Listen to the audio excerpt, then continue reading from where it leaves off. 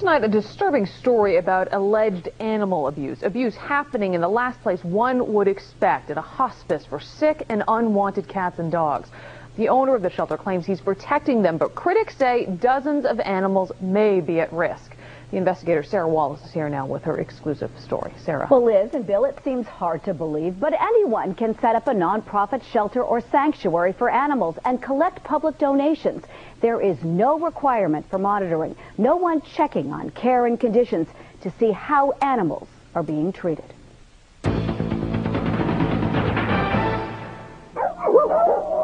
It was disgusting. I mean, terrible.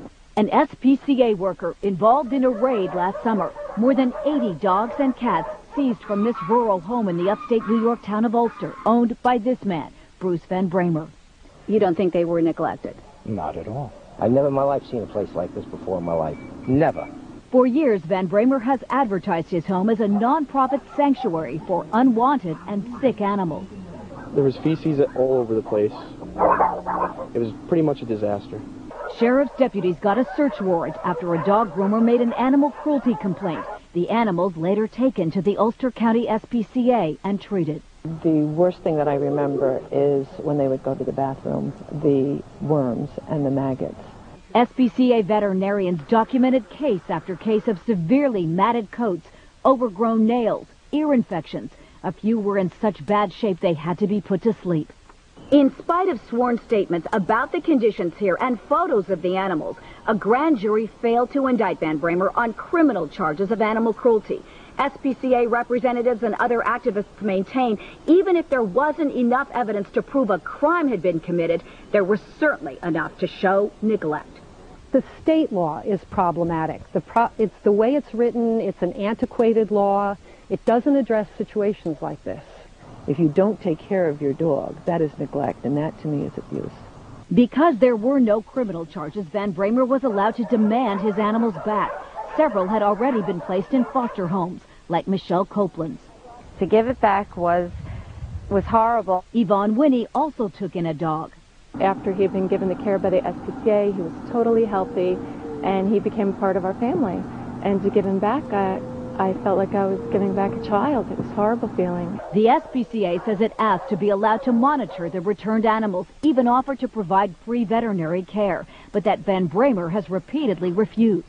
Hoarders typically are in tremendous denial. They don't themselves even recognize the conditions, and they want to hide the conditions. We spent several hours over a couple of days here and never once saw a single animal in that pen outside.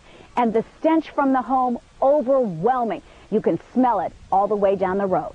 Van Bramer has continued to solicit public donations for what he calls a nonprofit animal hospice, even though the Attorney General's Charity Bureau warned him he was delinquent for failing to file the proper paperwork.